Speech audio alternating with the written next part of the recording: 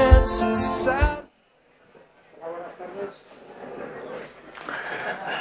tardes a todos. Muchísimas gracias por estar hoy en Fundación Telefónica y bienvenidos a esta mesa redonda sobre logos y marcas en el siglo XXI que se inscribe como una actividad en relación con la exposición que Alberto Corazón tiene aquí desde hace un par de meses. Yo creo, y me gustaría felicitar a Telefónica en ese sentido, que es muy importante que al hilo de proyectos expositivos se organicen debates y se organice un poco de exposición de pensamiento o de ideas en torno a estas cosas.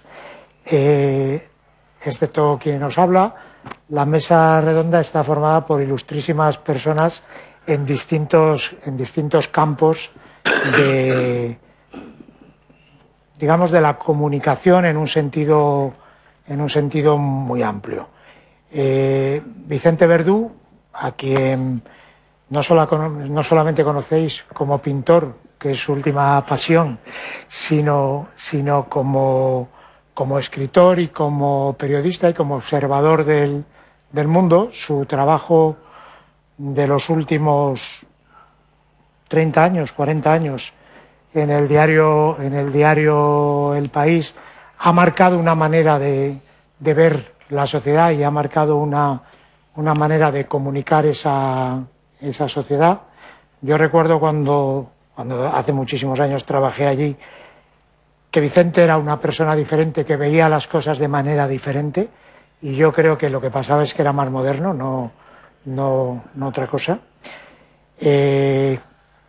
Teo, me salto a Alberto, Teo Marcos, que es un creativo, una de las personas que más ha innovado en el mundo de la creación publicitaria y de la comunicación, no solamente poniendo en marcha empresas míticas como Contrapunto, sino enfocando los trabajos comerciales, trabajando con las empresas, con las marcas, de una manera muy diferente, y que en este momento centra su trabajo como consultor de comunicación e imagen, y que por lo tanto conoce con mucha profundidad el tema del que vamos a hablar.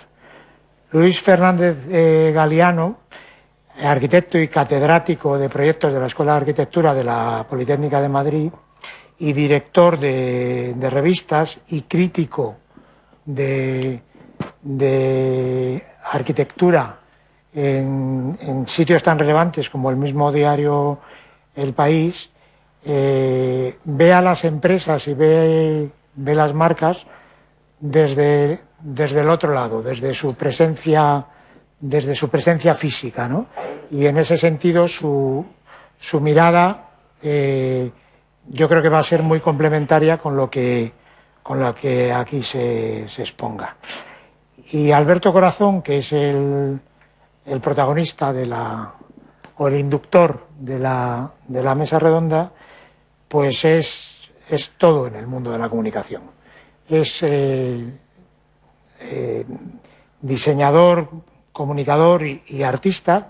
Siempre he pensado que ser diseñador y artista a la vez era una cosa que le perjudicaba desde los dos puntos de vista. Al artista le perjudica ser diseñador y al diseñador igual le perjudica ser artista, pero Alberto ha sabido llevar las dos cosas con muchísima potencia, y sus trabajos artísticos desde los años 70 fueron magníficos y fueron muy reveladores y fueron muy relevantes, como aquella presencia en la Bienal de Venecia, y su obra como diseñador la tenéis en este mismo edificio, no quiero explicarla. Y en este mundo de las marcas ha hecho, cuando tecleas Alberto Corazón, pues te salen tantas páginas, que quiere decir que ha hecho tantas cosas con tantas empresas, tantas cosas que vemos habitualmente nosotros en la calle. Bueno, él nos va a contar, y en ese sentido no lo reitero yo, nos va a contar su experiencia de trabajo con marcas. En mi experiencia personal he trabajado más en el mundo de la cultura, que también es un mundo en el que las marcas han ido o apoyando los contenidos o sustituyendo a los contenidos. Cuando sustituyen a los contenidos es malo, y cuando apoyan a los contenidos pues se convierten en un grandísimo elemento de comunicación y de divulgación y de asentamiento de las ideas. Ayer en una historia tuve una conversación pública con Miguel Zugaza, con el director del Museo del Prado, y él decía que al final el Museo del Prado es muy sencillo, son sus obras, y que incluso en esta batalla de pelear por un puesto en el mercado, él creía que el Museo del Prado tendría sentido aunque no abriera sus puertas, aunque solamente preservara e investigara y ordenara lo que tiene dentro, ¿no? Pero luego el Museo del Prado ha trabajado en el mundo de la marca, ha renovado su marca, ha trabajado con los públicos, bueno, se ve sometido, felizmente sometido además, a todo esto de lo que vamos a hablar. Bueno, pues yo sin más me gustaría invitar primero a Vicente Verdú. Si os parece, hacemos un recorrido y después hacemos un debate con preguntas que tengáis. Me gustaría invitar a Vicente Verdú a que nos diera su visión sobre el tema que nos convoca. Bueno, después de toda la experiencia de estas cosas, lo mejor es que los que no somos los protagonistas pues hablemos poco, ¿no? Yo, en este caso, podría hablar tanto de Alberto, puesto que aunque no hayamos estado conviviendo matrimonialmente ni nada de eso, siempre he estado en contacto lejano, cercano con él. Y podría con esto pues sintetizar desordenadamente, porque el caudal de aspectos por los que me podría acercar a su obra y a él mismo son muchos, ¿no? Para que se haga una idea la gente que no nos conoce y que a lo mejor pues piensa que yo nada más lo he admirado desde el periódico, desde mi profesión. Alberto y yo estudiamos juntos en el ICA, ingeniero industrial. Yo no tenía ninguna vocación de ingeniero, ni él tampoco. Y luego, pues, no éramos tontos, pero nos suspendían, ¿no? Y llegó un momento en que entre que no nos gustaba y en que encima nos suspendían, pues conjuntamente decidimos dejar aquello. Y en el segundo trimestre, pues desaparecimos de las clases, ¿no? Y entonces ahí se produce para mí una suerte de punto de inflexión en mi vida, y creo que con más potencia en la vida de Alberto, porque yo seguí dando tumbos, fui a económicas, después incluso hice diplomado en estadística, no sabía ni para qué hacía diplomado en estadística, y me fui a París a estudiar países del tercer mundo. Bueno, quiero decir que yo di más tumbos, pero lo que sí que hice simultáneamente con él fue desengancharme de un camino que veía nocivo para la propia supervivencia, ¿no? Bueno, Alberto entonces, que yo no tenía con él un contacto directo, fue la representación máxima del efecto sobrenatural de la vocación. Cómo la vocación puede producir tantos resultados deslumbradores, ¿no? Y bueno, desde el principio, que además trabajaba con las dificultades de querer llevar adelante una editorial, que la llevó con mucho brillo, lo que hizo es, casi me atrevo a decir, que inaugurar en España un lenguaje que ha sido el lenguaje de las marcas y el lenguaje de los logos. Pero que lo llamo lenguaje porque no es que se le ocurriera una frase, es que se le ocurrió un universo lingüístico, ¿no? Y si uno ve algo que ha hecho Alberto, puede reconocer que forma parte de ese mismo universo, que es el lenguaje que ha creado. para mí, entre la sobriedad con que han diseñado las cosas, la honestidad con que las ha hecho, más aún, la honestidad sin ringorrangos, sin retórica, una sinceridad directa, ¿no? Y como ha logrado en multitud de ocasiones, y en otras ha sido más funcional porque tendría que serlo, pero en multitud de ocasiones ha conseguido no solamente dar a entender de qué se trataba aquello, ¿no?, sino transmitir aquello, ¿no? Yo, por hablar algo, cómo los paradores resultaron, a través de las pocas líneas que Alberto Corazón trazó, cómo resultaron regios, ¿no? Regios, admirables, suntuosos, atractivos, excepcionales. Bueno, todo eso es efecto, como digo, por supuesto, de una capacidad artística, pero también, como yo sé desde los principios, de la energía que daba una vocación. Una vocación que se concentraba en esta clase de lenguaje tan directo y tan eficaz. La diversidad esa de artista y diseñador me gusta tratarla 5 segundos, porque lo que es cierto es que aquí no te dejan ser más que una cosa y encima no te la regatean, ¿no? Pero bueno, si eres diseñador y artista, pues o una u otra cosa. O si yo ahora me da por pintar, bueno, ahora no, pero hace años, pues también te ponen en cuestión, pero ¿qué quieres? Ahora que empecemos a considerarte como otra cosa. Bueno, Alberto es un artista radical, ¿no?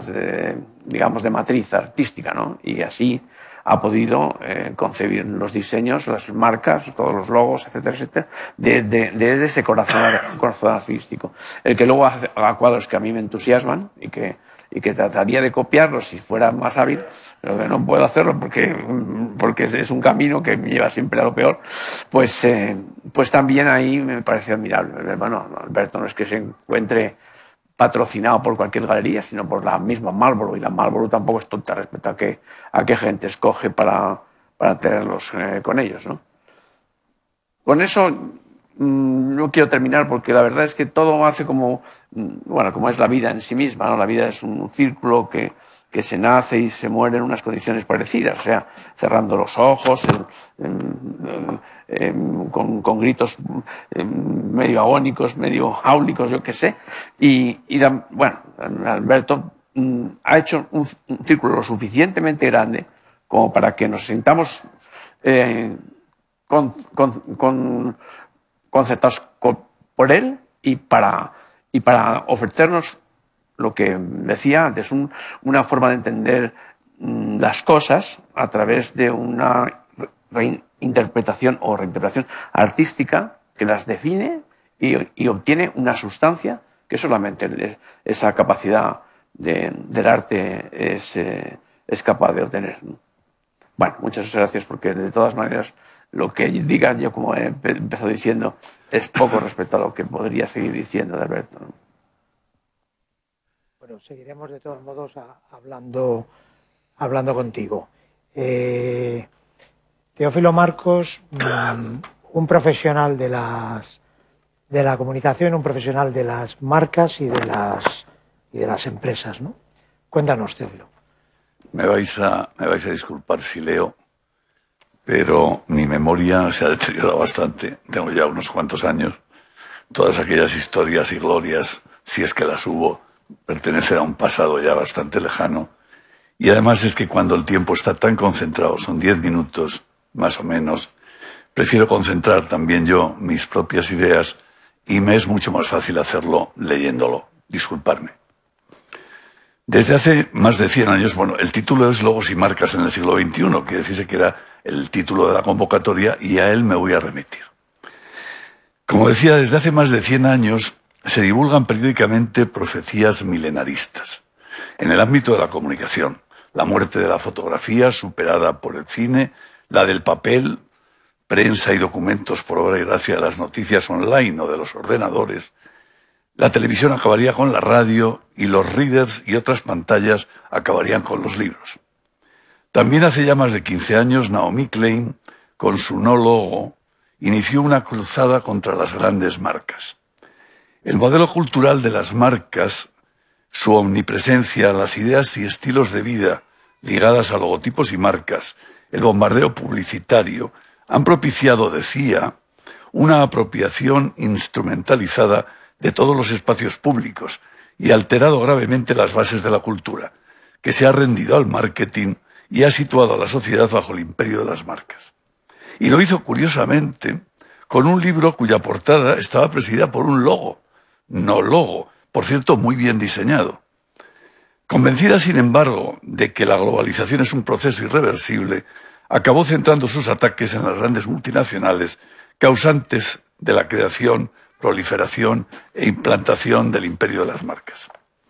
Han pasado ya más de 15 años y es obvio que, aparte de un excelente negocio derivado de la masiva venta en el mundo de su libro No Logo, gracias, por cierto, a una brillante campaña de marketing, ella que luchaba y juraba tanto en contra del marketing, las previsiones de Naomi Klein no se han cumplido.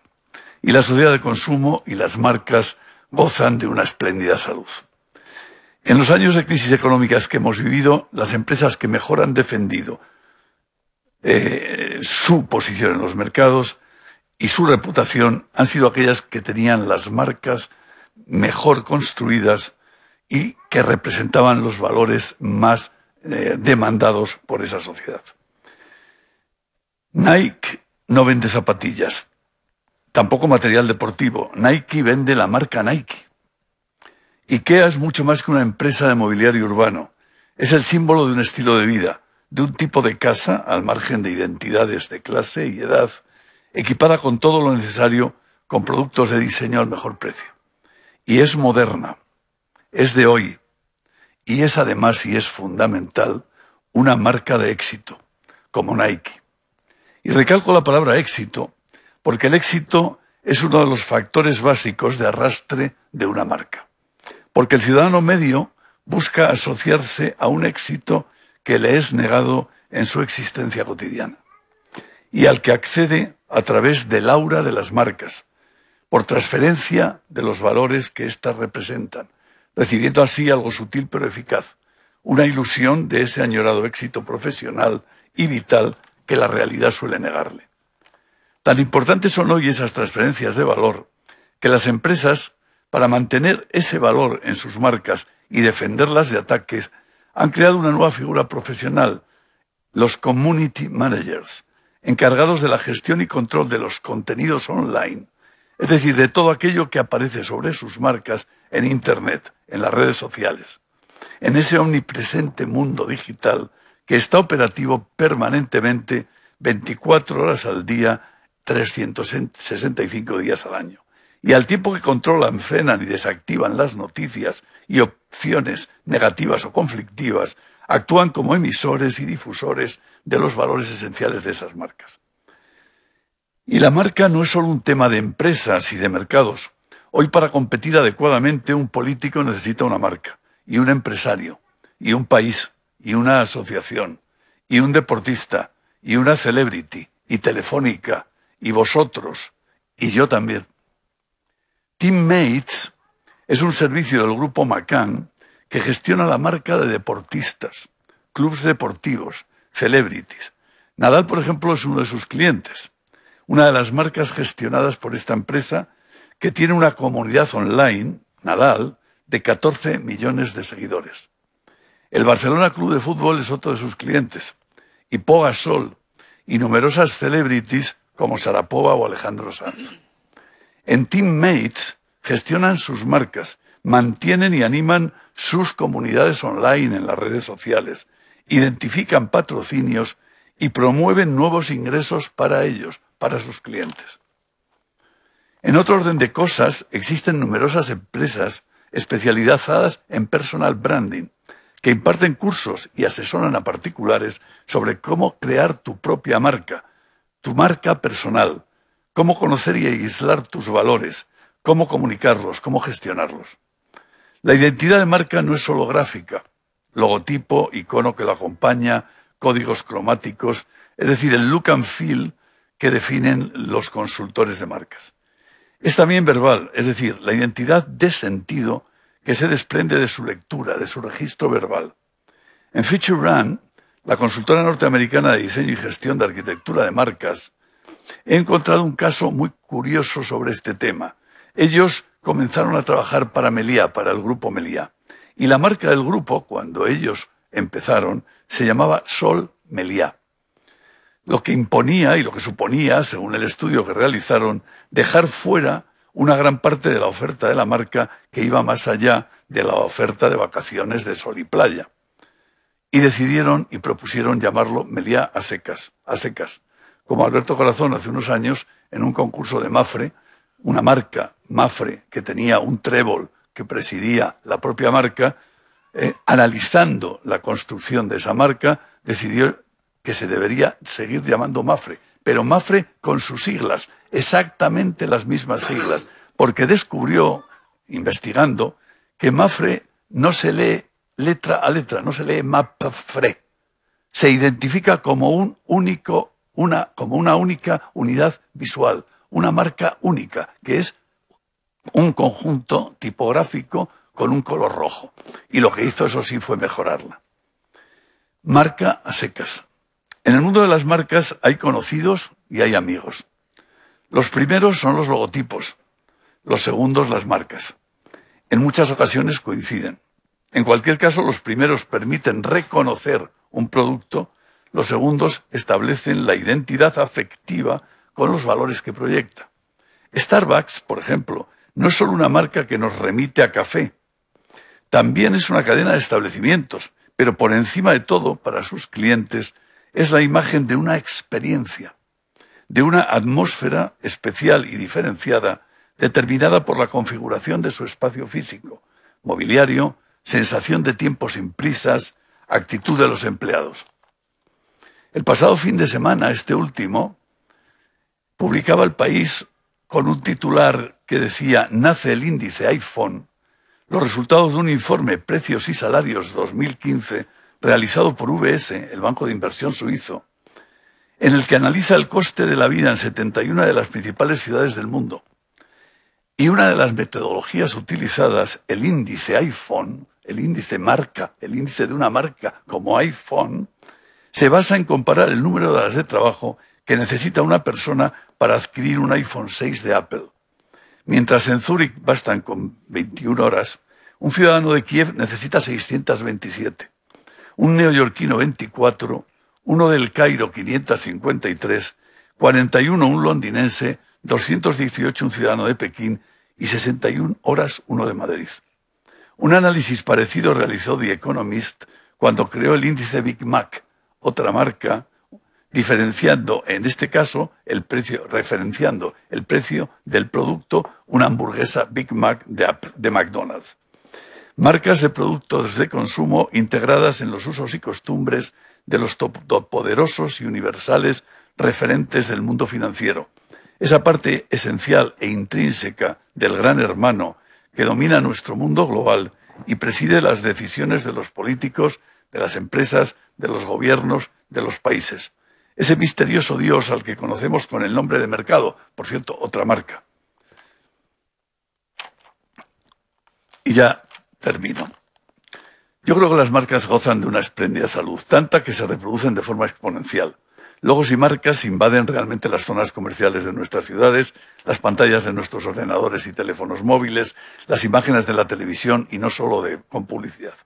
Cualquier retransmisión televisiva contiene innumerables logos y marcas que decoran cualquier espacio visible. Y en el ámbito deportivo, los deportistas llevan su indumentaria alicatada de logos y marcas. Y es raro que cualquiera de nosotros no llevemos encima algún logo visible. En la camisa, en el jersey, en el bolso.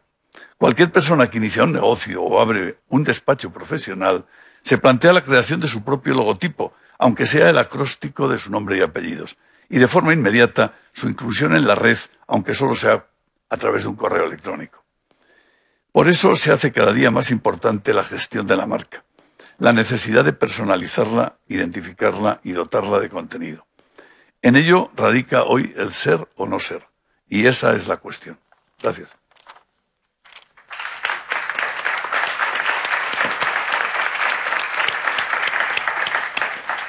Muchas gracias, Teófilo. Luis, Fernández Galeano tiene la palabra. Alberto, muchas gracias. Y Teo, nos has ilustrado a todos. Venimos a homenajear a Alberto, pero tú lo has hecho de una manera muy articulada y extensa. Luego tenemos que pedir la ponencia, porque hay que publicarla. Claro, hablar de logos y marcas con Alberto es siempre difícil, porque habría que ilustrarlo con tantos ejemplos de tu propio trabajo, ¿verdad? Pero la arquitectura todavía no es arquitecto. Así que aunque tanto Vicente como él son ya artistas, todavía no son arquitectos. Así que tengo que poner otros ejemplos que no vienen de vuestra propia exposición y de vuestro trabajo. Así que me disculpo. Porque la arquitectura es otra forma de hacer logos, de hacer marcas, y en esta última etapa lo ha sido incluso todavía más, ¿no? Yo voy a empezar solamente con una imagen de dos dibujos, casi storyboards de Le Corbusier, donde muestra cómo un elemento natural, el pan de azúcar, puede ser el símbolo de Río, con este traveling que realiza, o la Tour Eiffel puede ser el símbolo de París, ¿no? Claro, en un caso es un elemento natural, en otro caso es algo creado, ¿verdad?, por arquitectos e ingenieros. Y si conseguimos que esto funcione, que sí funciona, me extenderé brevísimamente sobre algunos ejemplos del siglo XX para llegar al XXI, de cómo ese símbolo de París, en un momento dado, en la exposición del año 37, podía convocar a otros países a exponerse también a los pies de la torre, y cómo, como veis aquí, ¿sabes?, el pabellón ruso, ¿verdad?, con esos campesinos que sostienen, y obreros sostienen la hoz y el martillo, tenía su réplica al otro lado, por el pabellón alemán de Albert Speer, coronado por el águila del Reich. La arquitectura también transmite valores, y son logos, en este caso son logos de los dos países que 2 años después se enfrentarían en una guerra dramática que ensangrentaría el mundo. En aquella exposición España tenía su logo, pero de otra manera, no a través de la arquitectura, sino la arquitectura como soporte de carteles, de esculturas o del Guernica, que era nada más que otro gran cartelón dentro de aquel uso de la arquitectura como soporte de referencias. La arquitectura, sin embargo, puede ser ella misma un logo de un país o de una ciudad. Aquí, por ejemplo, en cuanto vemos esto, sabemos que es Brasilia y que es Niemeyer. Aquí es un arquitecto creando el símbolo de un país, tan reconocible como el de su bandera, ¿no? En otros casos es el símbolo de una ciudad. Fijaros, Saarinen con el arco de San Luis, ¿no?, que tantas veces se ha dicho que es la mitad del arco de McDonald's, ¿no? Es decir, que evoca en esta zona productora de carne, ¿sabes?, con esta gran puerta de la ciudad, y puerta también que evoca otras relaciones. El mismo Saarinen haría la terminal Kennedy ahora en Nueva York, digamos, creando un símbolo de la ciudad, como sin duda unos años más tarde Hudson lo haría en Sydney, un símbolo no solo de la ciudad, sino de un continente. Es decir, que un logo arquitectónico, y un logo que cuando vemos ese perfil expresado en una agencia de viajes, sabemos que nos está invitando a un viaje a Australia. Todo esto tiene su origen en Le Corbusier, el mismo maestro cuyos dibujos en forma de storyboards veíamos antes. Es el Le Corbusier que quería hacerlo todo cúbico y que en un momento dado de su vida cambia de registro. Él, al principio con Ozenfant, como sabéis, buscaba el objeto tipo. Y decían una exposición que llamaron Après le cubisme. El cubismo había sido creado por Picasso y Braque, y dijeron, pues nosotros dos, Le Corbusier y Ozenfant, Le Corbusier que todavía firmaba Jean Negret, dice, vamos a crear un nuevo movimiento, el purismo, objetos tipo, objetos carentes de identidad reconocible. Porque un objeto tipo es igual a otros objetos tipos. Con una botella no podemos identificar las distintas marcas, ¿sabes?, de vinos. No, las botellas, la pipa, la guitarra, son todas iguales. Han llegado a su perfección. Pero ese mismo Le Corbusier, unos años más tarde, dice, es que es más importante que el objeto tipo, el objeto de reacción poética. Y lo descubre en estas cosas que recoge en la playa, y ya sus arquitecturas empiezan a llenarse de objetos de reacción poética. Y al final, pues de aquellas simientes, pues brota la arquitectura pues más escultórica, de André Bloch, de Kiesler, y que llega hasta hoy, hasta el siglo XXI. El pabellón español en Shanghái, de nuevo una masa escultórica que quiere ser un icono, que quiere ser un logo de un evento y de un país. Lo habéis visto también en centros comerciales. En este caso es un centro comercial realizado por Future Systems en Birmingham, o un centro cultural como este de Peter Cook en Graz, o este gran museo de un arquitecto chino, cuyo nombre me vendrá. Si es chino, di cualquier nombre. Podría decir cualquier nombre, ¿verdad? Pero no, lo sabré después. No, un gran icono que sirve, digamos, como el único logo reconocible de una ciudad creada en el desierto de Mongolia, ¿no?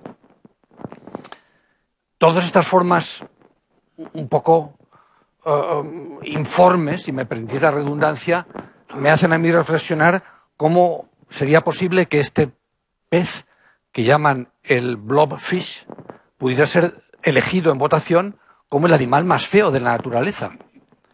Bueno, era una asociación que lo que quería es que no protegiéramos solamente al tigre o al panda, que es muy fácil, sino los animales feos también. Y dijeron, ¿cuál es el animal más feo? Dijeron, el blobfish.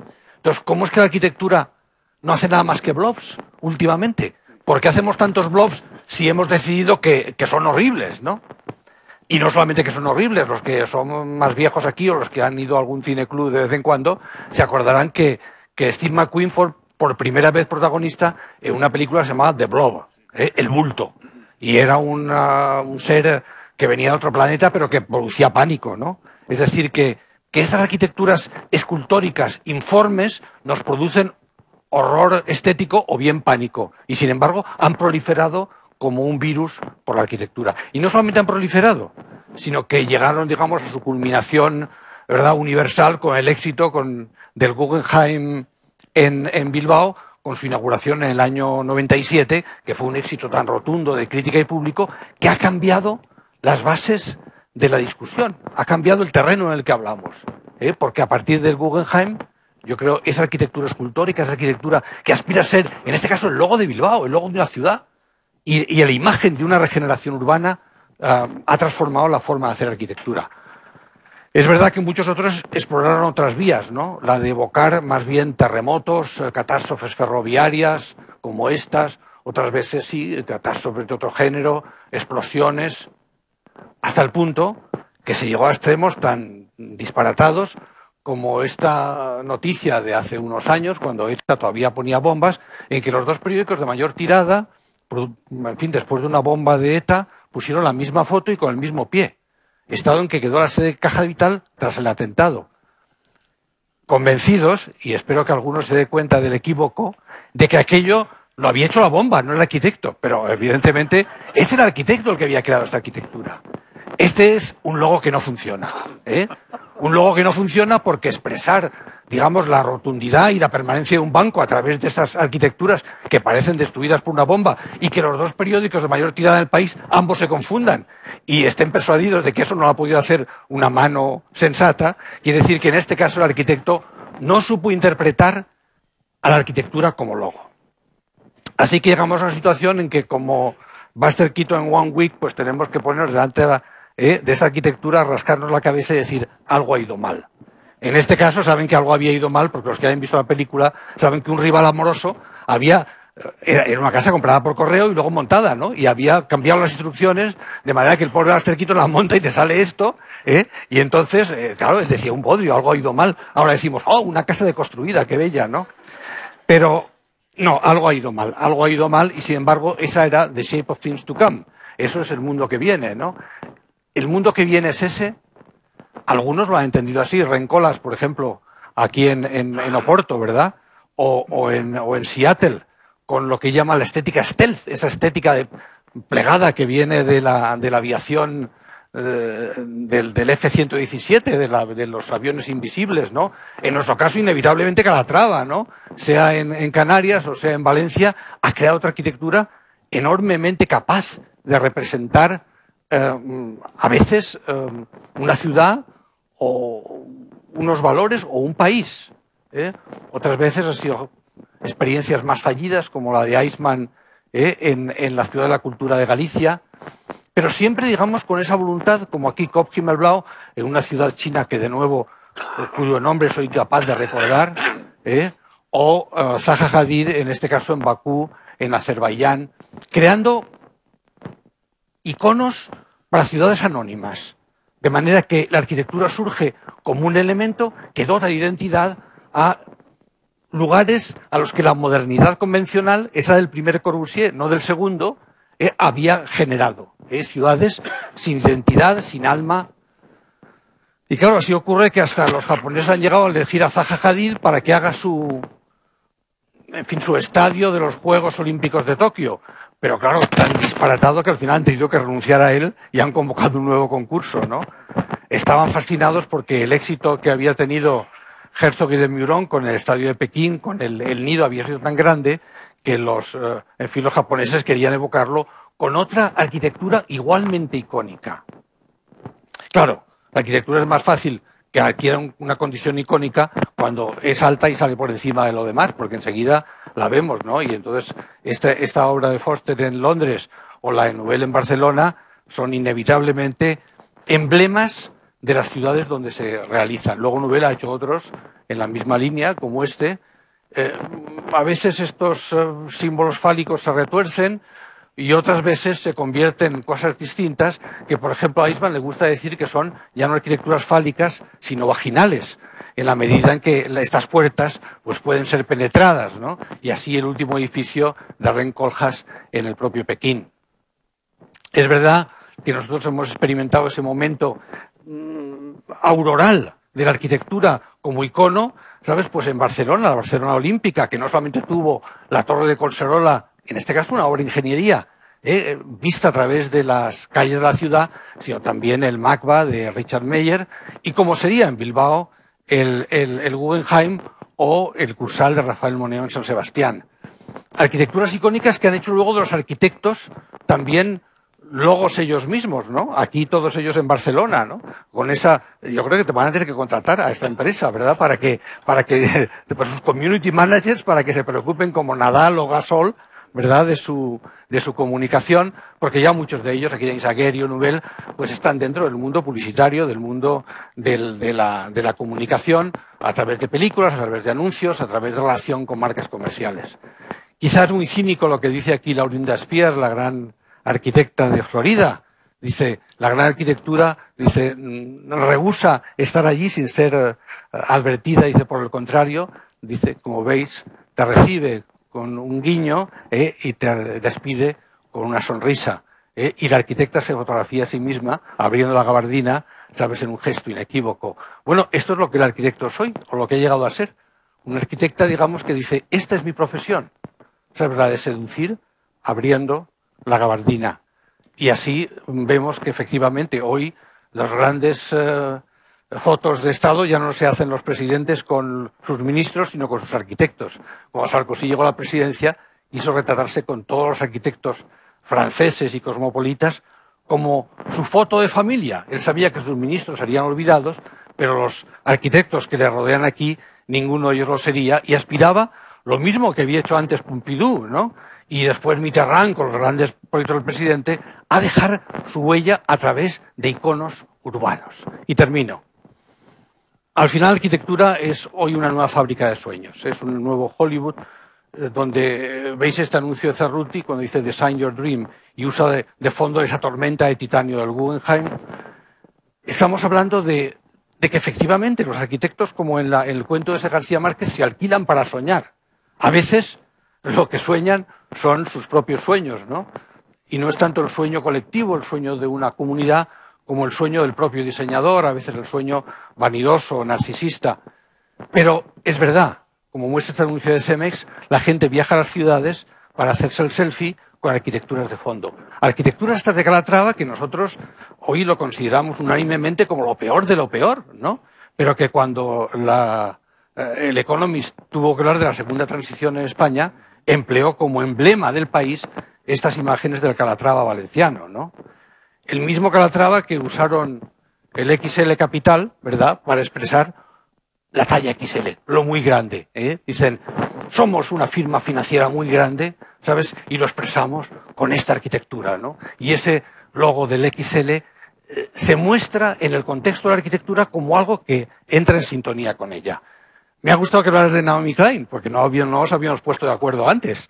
Pero efectivamente, Naomi Klein, ¿sabes?, hizo un libro enormemente exitoso, que era un logo en sí mismo para luchar contra los logos. Y justamente la semana del 11 de septiembre de 2002, cuando se cayeron las torres, esta era la portada del Economist. El Economist lucha contra Naomi Klein, Why Brands Are Good For You, usando su misma... De un libro, también. Sí. Un libro que se publicó con ese título. Con ese título. Y entonces lo cogen ellos mismos. Exacto, pero usando una variante del logo de Naomi Klein para luchar contra esa batalla contra las marcas de Naomi Klein. Para aquel entonces se lanzó, como sabéis, el euro, y entonces entre el yen, el euro y el dólar, pues hubo efectivamente empresas financieras que crearon el YES, que era un sí a las marcas, a los logos, a la globalización. Y el arquitecto más influyente, seguramente vivo más, es que Rencolas, pues reutilizó ese logo del YES y le dio la vuelta al mapa mundi para asociar el yen, el euro y al dólar a sus áreas de influencia. Y no solamente hizo eso, sino que con un encargo de la Comunidad Europea intentó rediseñar la identidad europea. Y por un lado dijo, la Europa de las marcas. Dijo, Europa no es sino un conjunto de marcas. Y en cada país, digamos, voy a hacerlo como una especie de collage de las marcas más características. Aquí seguro que hay algunas tuyas, Alberto, pero es verdad que se le acabó un poco la imaginación y cuando llegó al final, pues ya se puso 2 revistas de arquitectura como si fueran el Banco o la Telefónica, ¿no? Y finalmente hizo un nuevo logo para Europa, un tanto cínico, es cierto, pero quizá que conviene al momento que está viviendo nuestro continente, ¿no? Que es la bandera que está formada por la suma de todas las banderas, y que la llamaba, digamos, la bandera del código de barras, el barcode flag, una bandera que era transformar lo que era la identidad de cada uno de los países de Europa simplemente en un código de barras, entendiendo que a fin de cuentas Europa no era sino una alianza comercial y todavía no un proyecto político y un proyecto ideológico, un proyecto social. Y eso es todo lo que la arquitectura quiere contar aquí al maestro de las marcas, Alberto Corazón.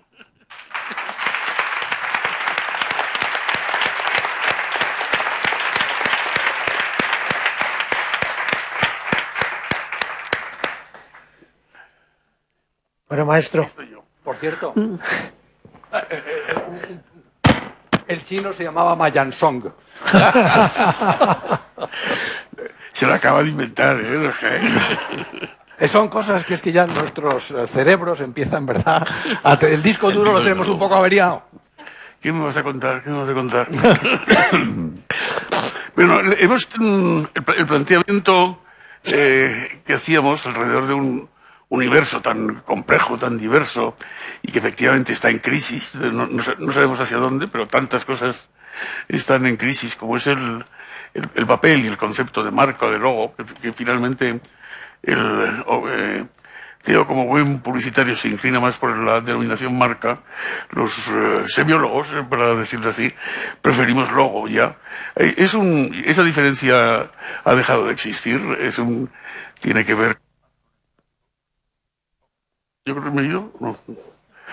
Tiene que ver más con el tráfico mercantil, con el registro de marcas, de logos, y pensaba eso, que con vuestras intervenciones tendríamos un espacio de reflexión acerca de la cuestión de la que estamos hablando. Y entonces lo que me proponía era hacer una descripción, más bien, desde la propia experiencia profesional, ¿no?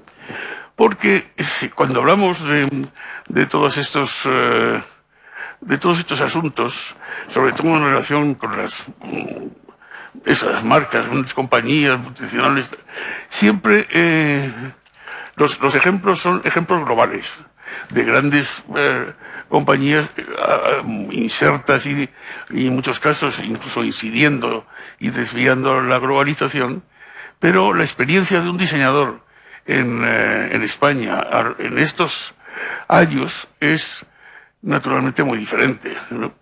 Es decir, un punto de partida mucho más modesto, como corresponde al país.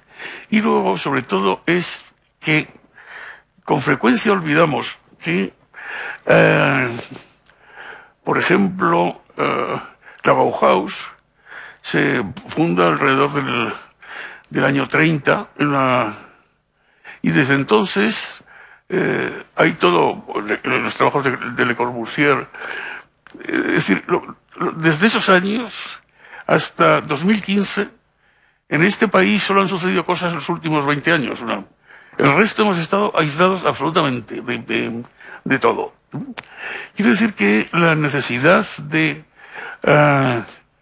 que se produce en el 80, de la perspectiva de una sociedad libre, abierta y moderna, que es lo que ofrece la democracia, es lo que dispara, en el año 1980, es lo que dispara las exigencias de dotarse de identidad, tal como explicaba Teo, a las instituciones, a las empresas y también a las personas. De modo que estamos hablando de una historia muy reciente que ha habido que recorrer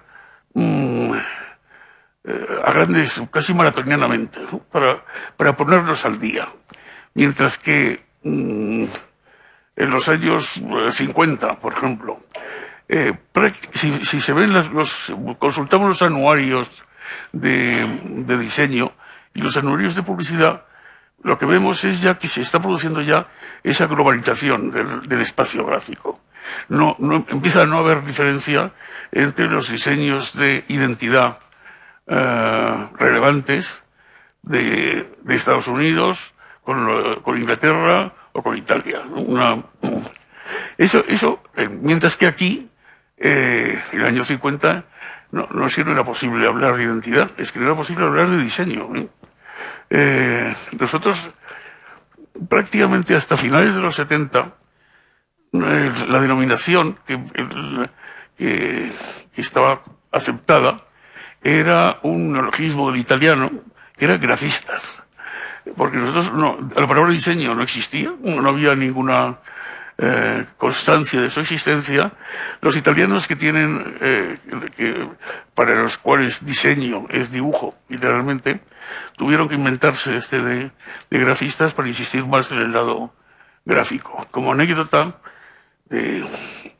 unos pocos años antes, para entender la situación, tengo que darme de alta ya como profesional.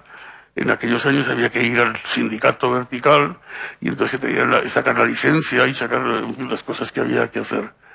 Y entonces cuando llegué y expliqué qué es lo que hacía, gran consternación en la oficina aquella. ¿Y esto dónde lo metemos? ¿En qué apartado podemos meterlo?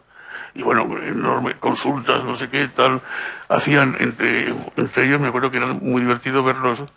Pues si lo metemos en no sé qué, si lo metemos, pero la actividad de no sé qué, pom. Bueno, el resultado final, y sigo conservando el carné, es, me dieron de alta en circo y variedades. Bueno. Y estamos hablando de los años 50, mientras que en el resto del mundo, naturalmente, sucedían otras muchas cosas. Quiero decir con esto que cuando hablamos de logos y marcas, en el caso además español estamos hablando implícitamente de identidad, porque es la demanda esencial que se produce en el momento en el que el país se abre al resto del mundo. ¿Qué es lo que sucedía? Que del mismo modo que el franquismo había liquidado cualquier posibilidad de verse reflexivamente en relación con el resto del mundo, seguíamos la identidad en su conjunto y como tal era una identidad como la historia que se había inventado el franquismo. Una experiencia muy interesante de los primeros años de democracia era la cantidad de instituciones que vinieron y me pidieron un rediseño de identidad para ver naturalmente sin tocar el escudo, porque el escudo era la cosa de toda la vida, ¿no? Y entonces, bueno, eso es una cuestión que también me ha sorprendido mucho siempre, parece que irrefrenable tendencia o aprecio que tenemos los españoles por la heráldica durante... Perdón.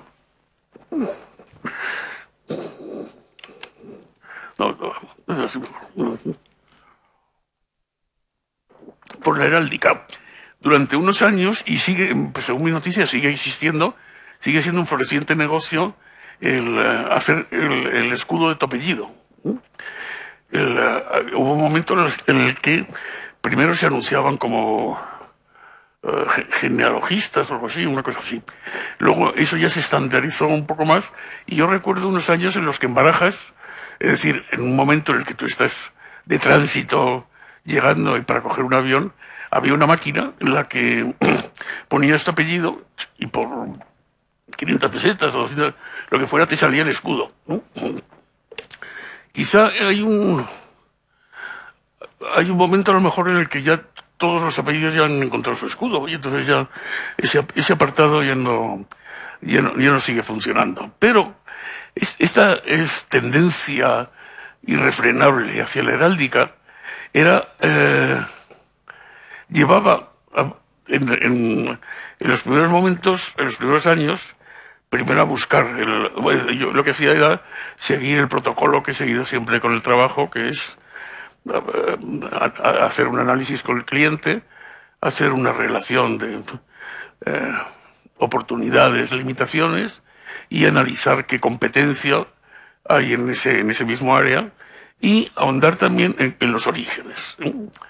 Cuando llegábamos a las instituciones, los orígenes resulta que eran, y que naturalmente todo el mundo defendía como que el escudo era una cosa intocable de toda la vida, descubrimos que prácticamente ningún escudo era anterior a los años 40. Es decir, el franquismo realmente había inventado toda una identidad gráfica para el país, pero hasta tal punto que con Teo hicimos un trabajo de renovación gráfica de la Universidad de Salamanca. La universidad en aquellos años probablemente más importante, y naturalmente el escudo de la universidad era una cosa del siglo XII, no sé qué. Bueno, lo que descubrimos es que lo que la universidad estaba utilizando como escudo era el escudo de la Universidad Pontificia. Es decir, ellos ni siquiera sabían cuál era el origen y era el Departamento de Historia. Es decir, la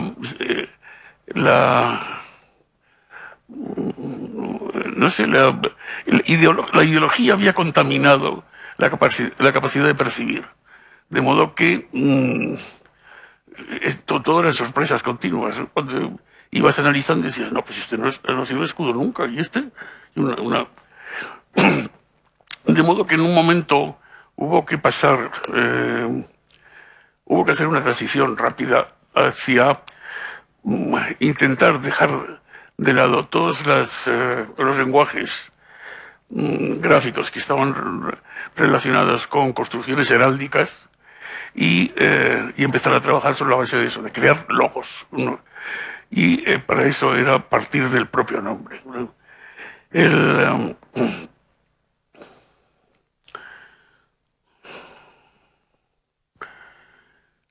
Hay, desde la perspectiva de profesional y de trabajo, hay un primer momento de inflexión muy interesante en los inicios de la transición, en la cual un conjunto de profesionales jóvenes, muy cualificados en su profesión, deciden, empujados quizá por el entusiasmo de poder construir de nuevo un país, ocupan el espacio político. Se da unos años en los cuales lo público es un motor realmente, es decir, encuentras, a diferencia de lo que sucede desafortunadamente ahora, en la política hay gente muy inteligente, muy preparada. En las empresas públicas hay gente muy inteligente, muy preparada. Y entonces eso lo que propicia es un nuevo espacio para el desarrollo de identidad, hasta el punto de que las primeras identidades importantes y globales que se dan en España vienen precisamente de las instituciones públicas, de lo público. ¿No? Una situación que en estos momentos sería absolutamente impensable, ¿no? El espacio de lo público ya ha alcanzado un nivel de mediocridad en la gestión que ya parece difícil hacerlo peor. Bueno. Lo que se produce entonces es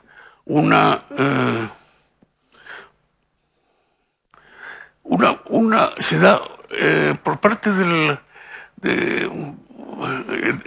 del público, digamos así, de los ciudadanos, se da una importancia, precisamente por la novedad, al logo o la marca que hasta entonces, por supuesto, no había tenido en absoluto.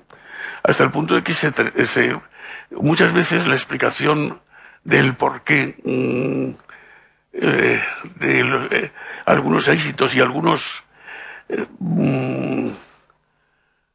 referencias, por ejemplo, a veces hablando con colegas extranjeros se extrañan de que algunos diseñadores en España sean populares, en cierto modo, del territorio de la cultura, cosa que no sucede en otros países y que está relacionado precisamente con el hecho de prestar atención a esa novedad que significa las nuevas identidades.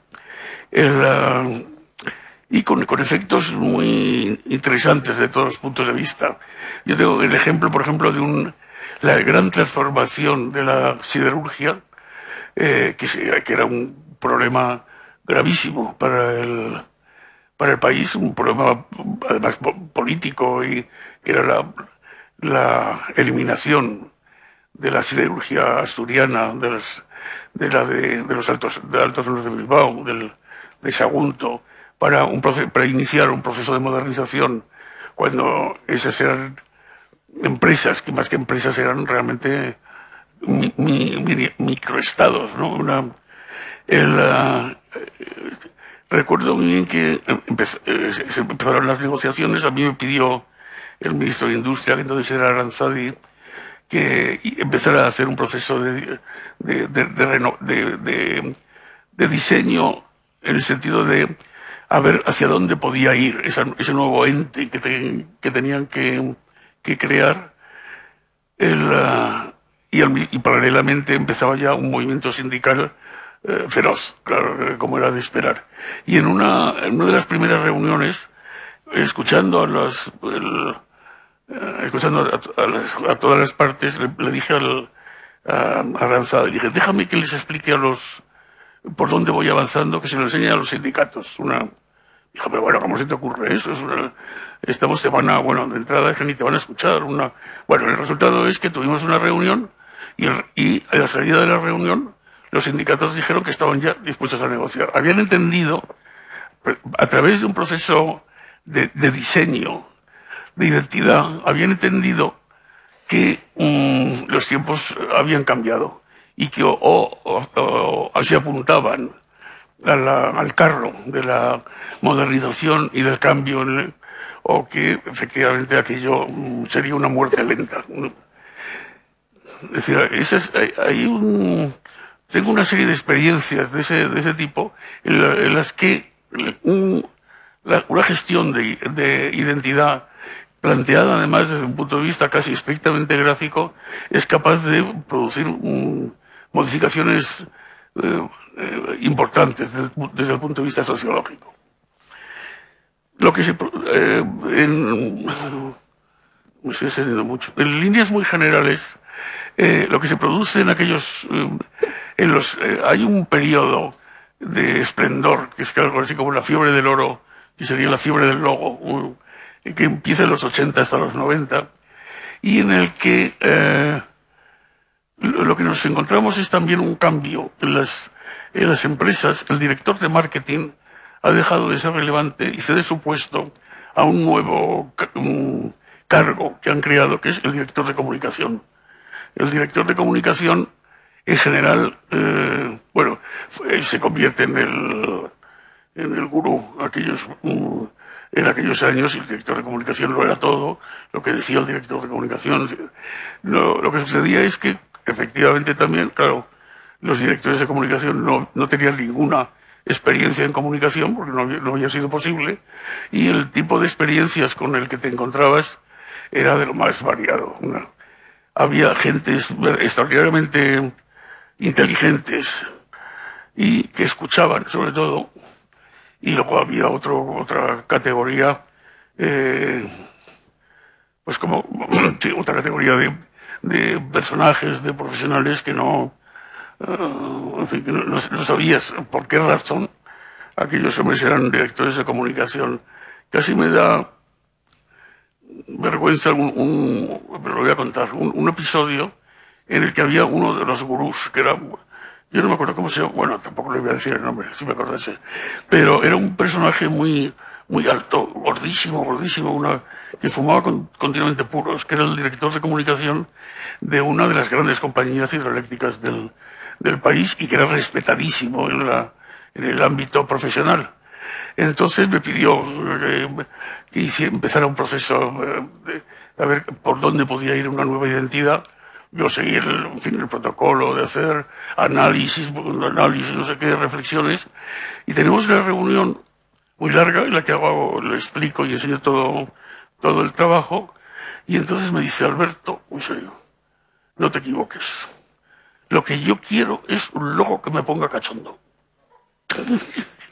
Y claro, yo miraba aquel personaje y digo, ¿qué cosa será lo que a este hombre, desde el punto de vista gráfico, le pondrá? Bueno, en fin, o sea, aquello no prosperó como es natural. Entonces, pero al mismo tiempo hacía este tipo de personajes que también explican el repertorio tan insólito en el que la empresa española en estos momentos, en el mapa que hacía Reinholds, las empresas españolas sería un batiburrillo, así como en general la empresa inglesa o la alemana hay un nexo de identidad. En el caso del español sería un batiburrillo incomprensible, porque realmente ha habido gente muy preparada, muy competente, y sobre todo es eso, que si no sabía, escuchaba, mientras que ha habido otro periodo en el cual las grandes compañías se han dejado incluso en manos de unos estudios, yo no me acuerdo cómo se llamaban, ahora se llama branding más o menos, pero antes ya no me acuerdo, pero que eran buscavidas de la comunicación gráfica, y que lo mismo que hacían para una compañía española podía a continuación, si lo rechazaban, ofrecérsela a una de Saigón o hacer era una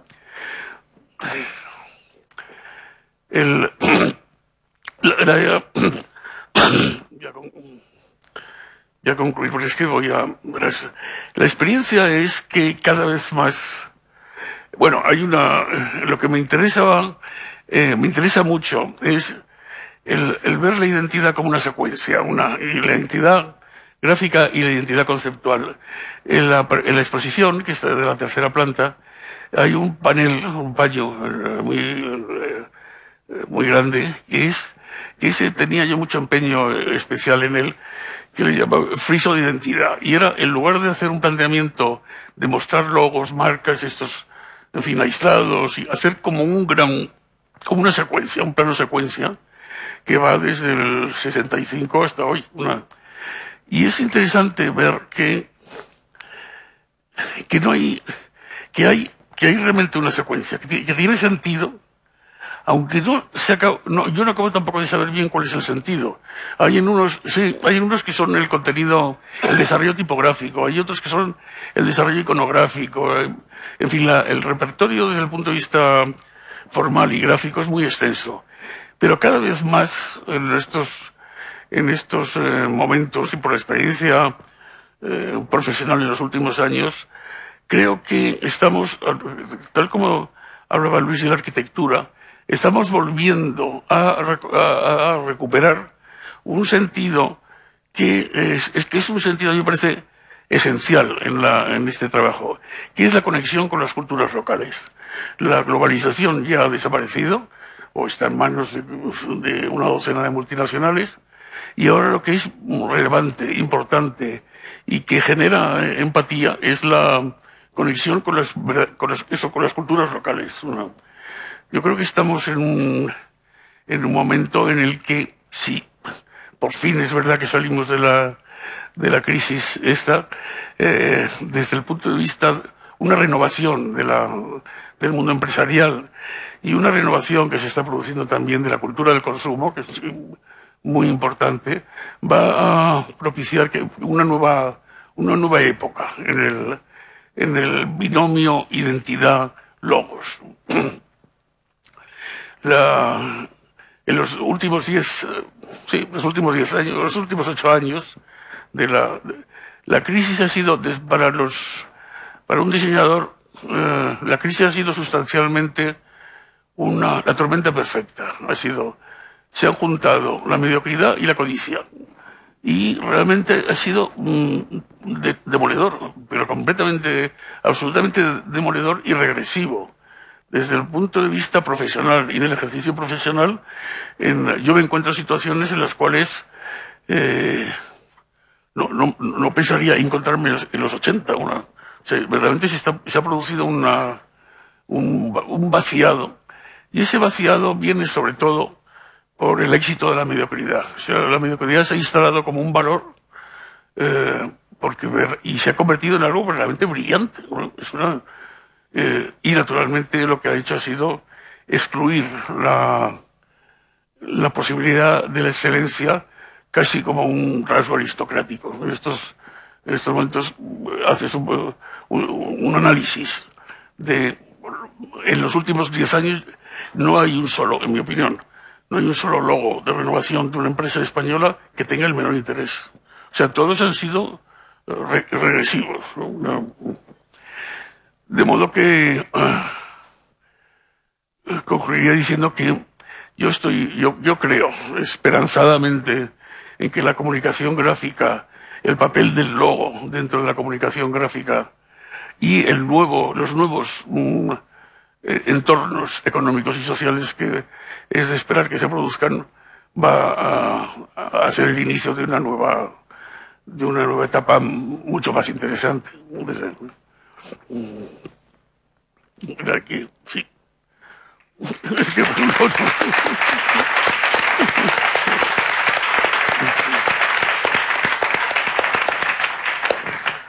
Alberto, solamente una pregunta al hilo de lo que decías. Un poco por lo que has contado, los logos, las marcas, la comunicación a través de ellos, en los años 80 se convierten no solamente en los testigos del cambio, sino en el motor del cambio que se está produciendo, ¿no? Claro, se dan situaciones. Un ejemplo que siempre interesante es, por ejemplo, con la aparición de las autonomías. Y hay autonomía, y se da el caso, por ejemplo, cuando vinieron al estudio, vinieron de La Rioja. Dijeron, es que La Rioja no ha existido nunca. Entonces, pero sin embargo tenemos la exigencia, ahí a la provincia de Logroño, nunca ha tenido ni siquiera identidad propia. Entonces decían, pero necesitamos generar esa identidad porque ahora es importante. Para sobrevivir en este mapa autonómico tenemos que encontrar unos elementos de diferenciación, de modo que como ese hay un montón habría un montón de ejemplos en los cuales la búsqueda de identidad y su traducción en un conjunto gráfico se convierte en una exigencia y un motor. Muy bien. Bueno, pues podemos hablar entre nosotros, pero yo creo que tiene interés que demos la palabra y vais interviniendo como veáis. Por favor. Aquí, bueno, ahora empezamos aquí. Buenas tardes. Bueno, hay una cosa, y lo siento, Luis, que te toca a ti porque somos del gremio, ¿no? Pero hay algo que a mí me preocupa mucho, y es el uso de la arquitectura como logo. el uso exclusivo de la arquitectura como logo. El trabajo de producir, de crear una marca, un logo, evidentemente es un trabajo muy sesudo, muchas veces lleva tiempo, pero es un coste relativamente bajo, real, en valor absoluto, que el que tiene un Guggenheim, que el que tiene cualquier obra de Zaha Hadid o el que tuvo en su día la Torre Eiffel. Me preocupa la obsesión que hay, sobre todo en los políticos, de convertir la arquitectura en el logo, de usar la arquitectura como logo, porque a veces es afortunada, no lo puedo dudar, la Torre de Pisa, la Torre Eiffel que has señalado, pero sin embargo yo pienso que en otros casos, y bueno, lo tengo que decir porque si no reviento, el caso de Calatrava, pues es que ha dejado de ser un logo para convertirse en una epidemia en muchas ciudades. Yo llegué a decir en algún momento que se iban a hacer concursos de ríos para que Calatrava hiciera un puente, porque hasta ahí llegaba la obsesión de los políticos, ¿no? Entonces, ese es un matiz que yo creo que en tu disertación, brillante, por supuesto, como siempre, pero que yo creo que hace falta medirlo, porque hemos visto los costos tan elevados y los fracasos que ha tenido pues lo de la cultura, por citar los españoles nada más, o muchas de las cosas que simplemente han fracasado y que dejarán precisamente por ese fracaso de cumplir su función como logo. Un logo, pues cuando desaparece la marca, cuando desaparece la actividad, desaparece y no pasa nada. Ya vendrá otro. ¿Qué hacemos con los logos monumentales?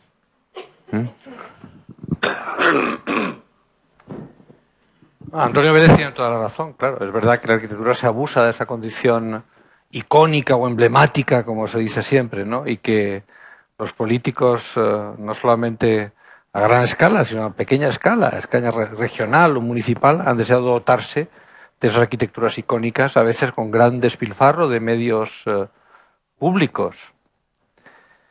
Pero también es cierto que no es lo mismo un Pompidou, como que veíamos aquí con el contraste del barrio del Magué, ¿no? Que aparece, digamos, como una máquina colorista y bellísima. Pero si nos imaginamos ese barrio sustituido todo por Pompidous, nos llevaríamos las manos a la cabeza. Es decir, que buena parte del valor de esa arquitectura icónica viene de su contraste con un paisaje silencioso, de la ciudad normal. Así que yo creo que a veces los iconos son extraordinariamente útiles para dotar de identidad a ciudades o a continentes o a territorios.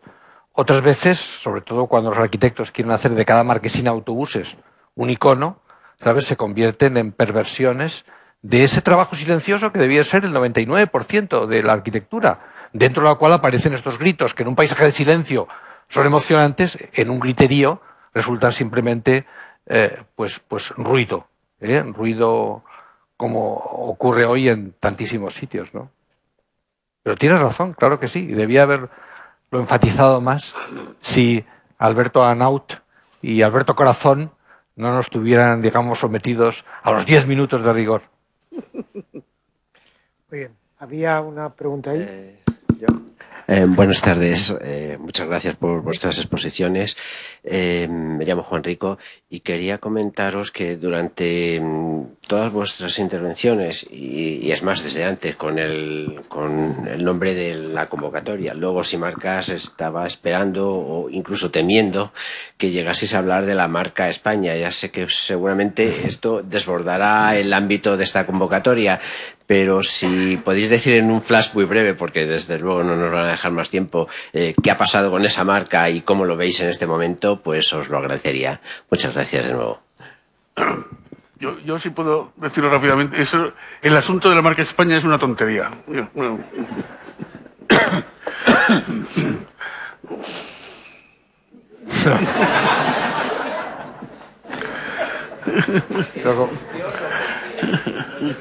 Lacónico ha sido. Sí. Bueno, siguiente pregunta. Hola.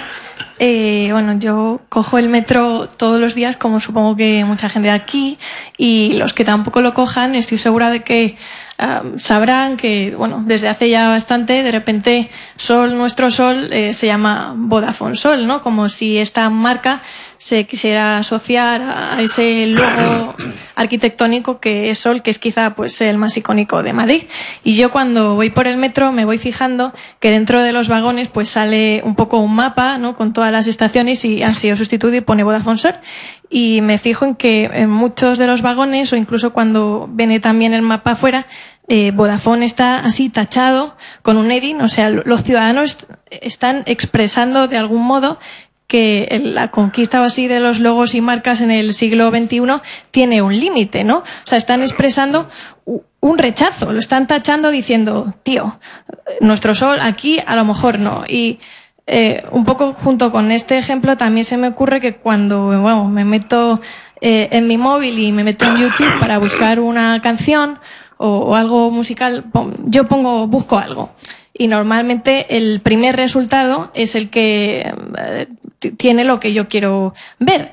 Y justo cuando haces clic, está como calculado que aparezca un anuncio o una publicidad casi calculado para que llegue por error, para que me cruce con una marca por error. Entonces, cuando yo he querido pinchar algo y de repente estoy en un anuncio por error, yo creo que, o sea, no me apetece en absoluto verlo, y creo que, por ejemplo, los que estamos aquí o cualquier persona ya somos un consumidor suficiente inteligente como saber que estamos ahí engañados o que nos han timado porque sabemos que eso ha aparecido porque íbamos a pulsar. Entonces, la pregunta es que cuando existe ese rechazo y además se sabe, es decir, si no existe consenso entre la marca y el espectador, si esa publicidad, ese Vodafone Sol puede funcionar. O sea, ¿por qué las marcas, aun sabiendas que lo rechazamos, deciden tomar esa decisión y si puede funcionar o no?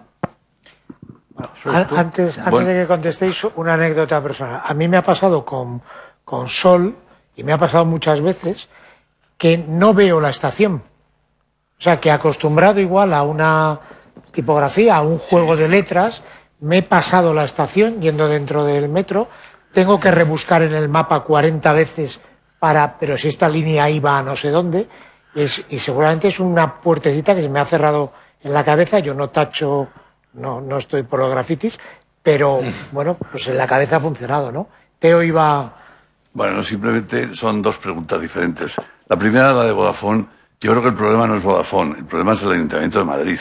Quiere decirse que cuando los políticos han visto que una celebrity que lleva una marca o que patrocina una marca recibe cantidades importantes de dinero por ello, y ayuntamientos como los de nuestro país, que están en la ruina más absoluta y dependiendo permanentemente de subvenciones, pues a alguien se le ocurre la genial idea de cambiar el nombre a las estaciones para ver si de esa manera obtiene ingresos extras que le ayuden a resolver su problema económico.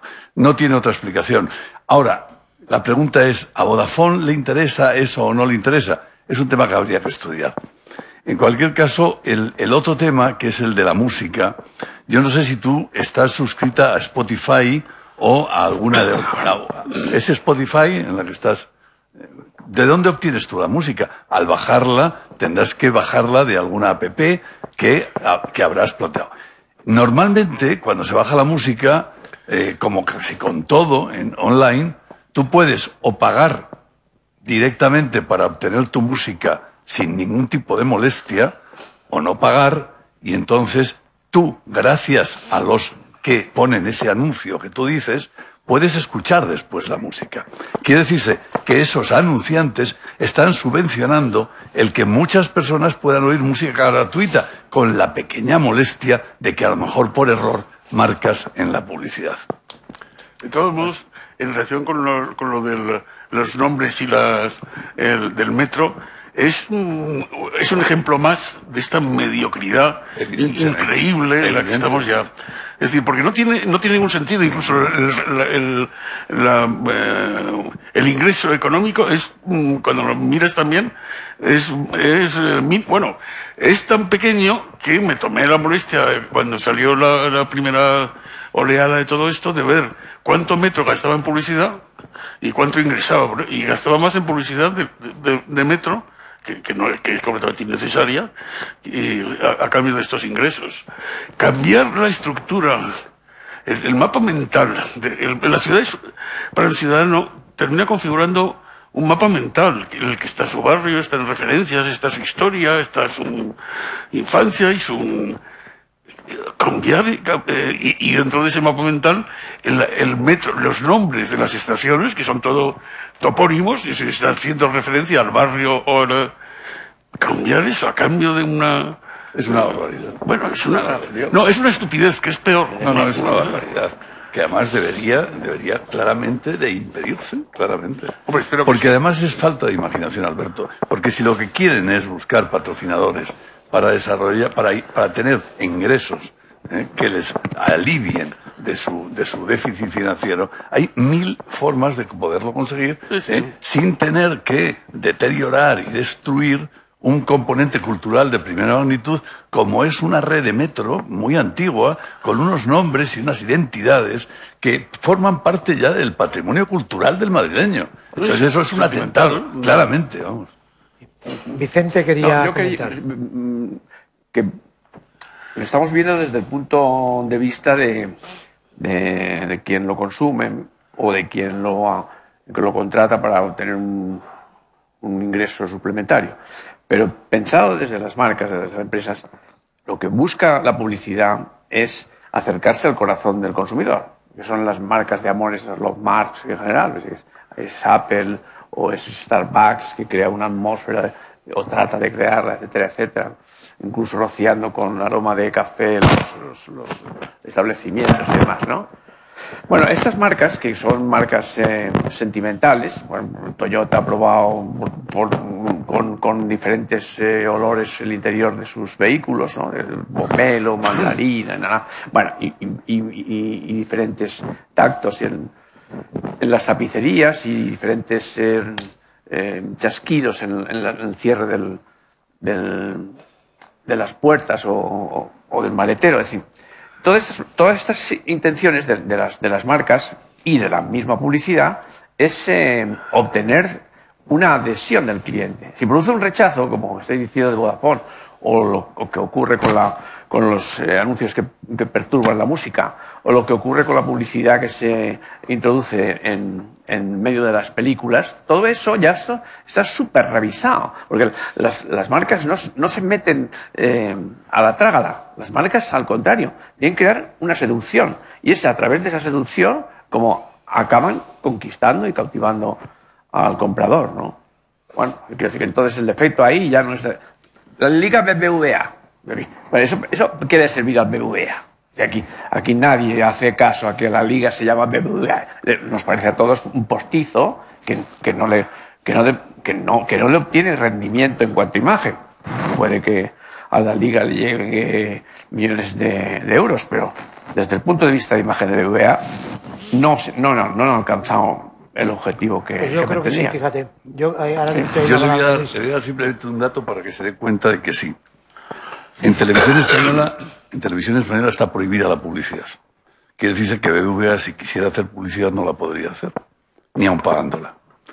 Solamente la publicidad estática, que supone los segundos sumados a lo largo del año, cada vez que aparece Liga BBVA o se dice, está generando, sin lugar a dudas, un contenido publicitario que es enormemente... si no lo estarían haciendo, es enormemente positivo, y en retorno, en ROI, en retorno sobre la inversión, es rentable, claramente rentable. Bueno, yo creo que el machaqueo, la repetición, el volver a dar el mismo grito, el mismo nombre, la misma marca, no sé qué, no sé cuántos, no pertenece a... Eso es una publicidad intensiva y muy tosca, ¿no? Me parece que una publicidad inteligente es una publicidad esa que se filtra en el consumidor de una manera mucho más inconsciente y lo cautiva de una forma más eficaz. Estoy completamente de acuerdo. Estoy completamente de acuerdo. Pero es que en ese caso no hay la posibilidad de que lo hagan así. Porque claro, o es eso o no es nada. Es simplemente pagar por presencia, nada más. Bueno, y luego el BBVA, en base a todo esto, ha organizado una estrategia comercial que las oficinas se han convertido en altavoces de que la liga se llame como ellos, que por otro lado no es una innovación. No sé ahora, pero en Inglaterra la Premier era la Barclays. Quiero decir, durante muchísimos años, ¿no? La Premier. Y han organizado toda una historia comercial, digamos, ¿no? ¿Y el teatro este Calderón que se llama? Sí, ahora ya no. Ah, ya no. Después de todo, de varias marcas, Häagen-Dazs, no sé qué, pues se vuelve a llamar Calderón. Bueno, el mundo vuelve. Prueba de que no ha resultado bien, ¿no? Luis. No sé si tienes razón, Vicente. Desde luego, por ejemplo, el Santander con su asociación con Ferrari, el Rojo, etcétera, yo creo que ha obtenido beneficios. Es diferente. Porque es diferente.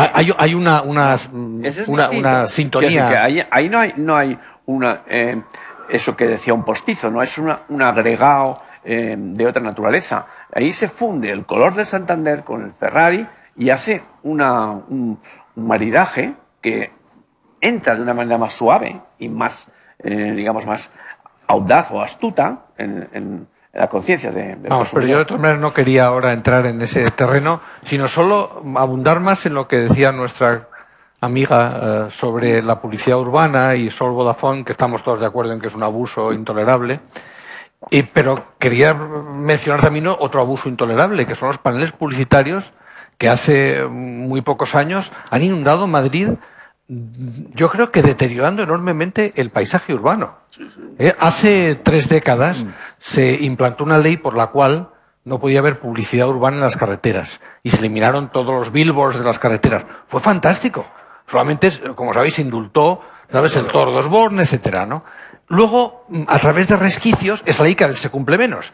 Cada municipio decide que aquel trozo no es carretera, que es parte de una calle, y nos encontramos con que cada vez más estamos rodeados de grandes cartelones publicitarios en las carreteras. Pero ya que invadan, ¿sabes?, el corazón de la ciudad, ¿sabes?, en entornos patrimoniales, ¿no? Yo creo que es una agresión al paisaje urbano de tal naturaleza y con tan pequeños rendimientos monetarios para el ayuntamiento, que a mí me gustaría que los nuevos ayuntamientos también se plantearan estas cosas, ¿no? Renunciar a estos ingresos que tan dañinos son para la salud visual de la población. Vuelve a ser lo mismo, vuelve a ser una perversión de la gestión política y de la gestión pública. La agencia que gestiona la publicidad de los MUPIs, estos, regala al ayuntamiento las marquesinas. Bueno, y además le da un canon. Y una cantidad. Regala el virus del mal. Sí, claro. No, eso es lo que digo, sí. Sí, y luego el problema es que estos son contratos a largo plazo. Con lo cual el ayuntamiento que lo quiera cambiar tiene que ponerse el reloj y mirar qué año vence ese contrato, porque si no se verá sometido a indemnizaciones. Al final lo que pasa es que la publicidad, que es algo que forma parte de nuestra cultura, no vamos a hablar solamente mal de la publicidad y de nuestro imaginario y de un montón de cosas, cuando se convierte en excesiva, en voraz, se convierte en mala, ¿no? Quiero decir ¿por qué la ciudad no puede ser un espacio tranquilo? Y las agencias de publicidad son las primeras enemigas de ese tipo de abuso, porque no les beneficia. Eso es. La creatividad no se basa única y exclusivamente en la invasión colectiva, que lo único que provoca son rechazos, como muy bien decís, en absoluto. Se basa en tener aquellos soportes que te permitan desarrollar un planteamiento creativo que sea admitido por el ciudadano, bendecido, y por lo tanto que genere una rentabilidad a todos los que participan en ese proceso. Esos bosques de vallas, eso no beneficia en absoluto a la publicidad. Entre otras cosas porque todo se hace anónimo. En el momento que hay tal profusión de imágenes, la retentiva de una persona se hace, imposibilita totalmente que se pueda percibir. Porque tú cuando pasas por un bosque de vallas, aunque vayas andando, aunque seas peatón, es imposible que puedas retener esa ingente ruido, como cuando hay una música a toda potencia que te impide escuchar nada de lo que te están diciendo. Igual, por lo tanto, ¿quién es el causante de esto? No tengáis ninguna duda, los ayuntamientos. Está en los políticos, está en el deseo y en la búsqueda ese fundamental por parte de ellos de ingresos a cualquier precio y a cualquier costa para poder seguir sufragando sus ingentes gastos de todo tipo que tienen y que no son capaces de cubrir con los presupuestos ordinarios. Volviendo al tema que nos reúne aquí, esto es que el abuso del posicionamiento de las marcas en espacios no naturales y no comprensibles se vuelven en contra de las propias marcas, ¿no? Evidentemente. Las marcas tienen que ser simpáticas. Evidentemente, claro que sí. Caerte simpática, si no, las rechazas como es natural, ¿no? Por eso las marcas se asocian con asociaciones benéficas, se unen a programas culturales. Telefónica hace la exposición de Alberto Corazón y tiene una colección de cubismo que pasea por toda España. Quiero decir que las marcas se envuelven en este celofán atractivo que no tiene que ver directamente con obtener el dinero, sino con crear un glamour en torno a ella. Creo que nos van a apagar la luz. El plan es: se ponen sevillanas, se apaga la luz y hemos terminado. Así lo hacen. Una pregunta más, me dicen. Hola, buenas tardes. Estaba allí, perdón. Yo quería preguntar, Alberto, la mediocridad en la creación de logotipos, ¿a qué crees que es debido? ¿A el diseñador mediocre o quizás al briefing que nos presentan, en el que la empresa no sabe exactamente lo que quiere, en el que tu interlocutor, cada día más joven, no tiene ningún tipo de cultura de gráfica de ningún tipo y que lo único que quiere es que le ponga cachondo y que le guste, que sea bonito y que tenga, como me dicen a mí, refrescabilidad?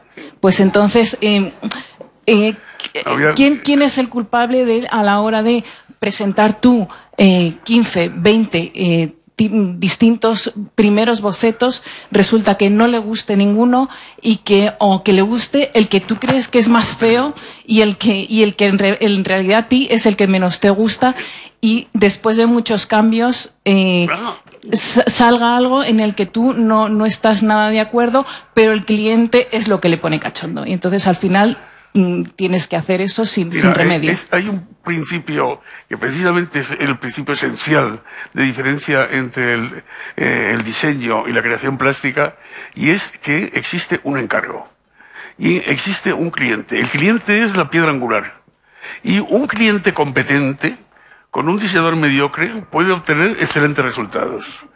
Un diseñador estupendo con un cliente mediocre, eso es insalvable.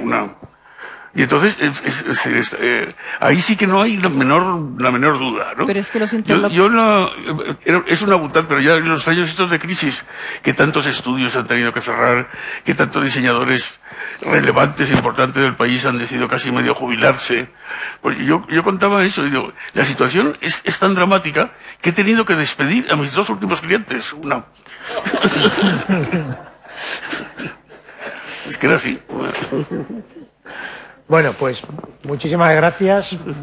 Muchísimas gracias a vosotros por exponer vuestros puntos de vista y por sintetizar lo que es el valor de las marcas y de los logos y contar la experiencia. Y muchísimas gracias a todos ustedes por soportar esto con tan buen carácter y con tanto interés. Muchísimas gracias.